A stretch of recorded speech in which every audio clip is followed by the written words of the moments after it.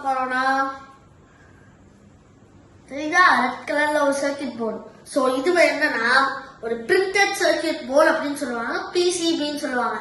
So இத பத்தி கொஞ்சம் டீடைலா இந்த வீடியோல பார்க்க போறோம். சோ இது மேபி இதோட ஹிஸ்டரி அப்புறம் இதோட காம்பனன்ட்ஸ் காம்போசிஷன் நிறைய இதை பத்தி பார்க்க போறோம். சோ என்னன்னு இந்த வீடியோல பார்க்கலாம்.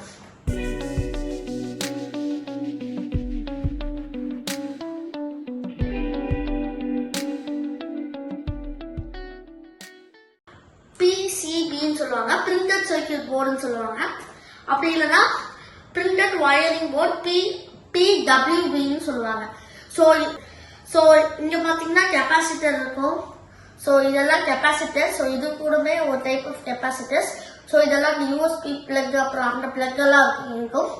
அப்புறம் இங்க ஐசி, இங்க கெப்பாசிட்டர் நிறைய பார்ட்ஸ் இருக்கு.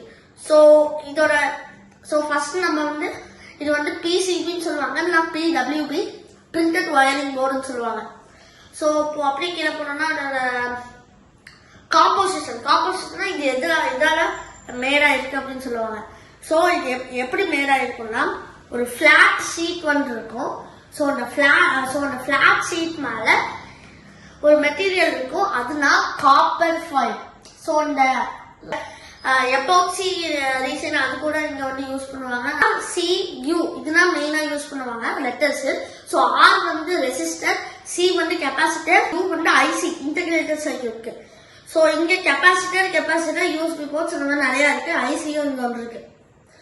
ஸோ இந்த மாடல் பாத்தீங்கன்னா பிசிபி 6488 வெர்ஷன் 3.3 எல்லாம் இருக்கு சில டைப்ஸ்.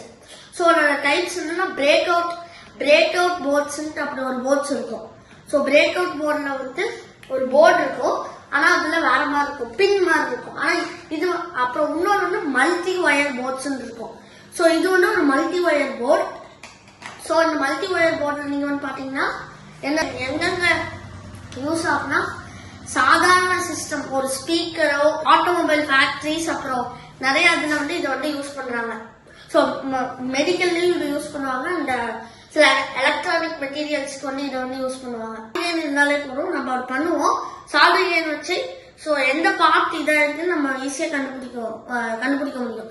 ஸோ இப்ப நம்ம எக்ஸாம் பார்ட்ஸ் சால்டரா இருக்கும். ஸோ இங்க பின்ஸ் எல்லாம் தெரியுது இல்லையா, அதெல்லாம் சால்டரான பின்ஸ். சால்டரிங்னா ஒன்றும் இல்லை, ஒரு அயன் மாதிரி ஒரு ராட் இருக்கும், அதுல இன்னொரு அயன் நெயில் அப்படின்னு ஒன்று இருக்கும். ஸோ அதை கிளிக் பண்ணி மெல்ட் பண்ணினா இந்த லெட் லைக் ஸ்ட்ரக்சர் இது பண்ணுவாங்க. ஸோ இப்போ நம்ம ஒரு கெப்பாசிட்டர் எக்ஸாம்பிளுக்கு ஒரு கெப்பாசிட்டர் நம்ம போயிடுச்சுன்னா, ஸோ இங்க நம்ம சால்டர் பண்ணி அதை எடுத்து ஆப்ஜெக்ட் இங்க எடுக்கிற பேர் அன்சால்டர். ஸோ இதை நம்ம அன்சால்டர் பண்ணணும். ஸோ அன்சால்டர் பண்ண அப்புறம் அதை ஸ்பேரோ இல்ல வேற ஏதாவது ஒர்க் பண்ணிட்டு மறுபடியும் சால்டர் பண்ற பேர் சால்டர். ஸோ இப்போ நம்ம இதை அன்சால்டர் பண்ணி பார்க்க போறோம். பாத்தீங்கன்னா நான் டீசால்டர் பண்றேன்னு சொல்லியிருந்தேன், என்னால வீடியோ எடுக்க முடியல. ஸோ நான் இங்க டீசால்டர் பண்ணியிருக்கேன். ஸோ இங்க பாத்தீங்கன்னா அங்க லாங்கா இந்த ஐசியை எடுத்தாச்சு. அப்புறம் இங்க ஒரு ஐசி, அப்புறம் இங்க ஒரு ஐசி, அப்புறம் ஒரு கெப்பாசிட்டரும் எடுத்தாச்சு. ஷேர், சப்ஸ்கிரைப் எல்லாம் பண்ணிருக்கேன். அடுத்த வீடியோல உங்களை மீட் பண்றேன். பாய்.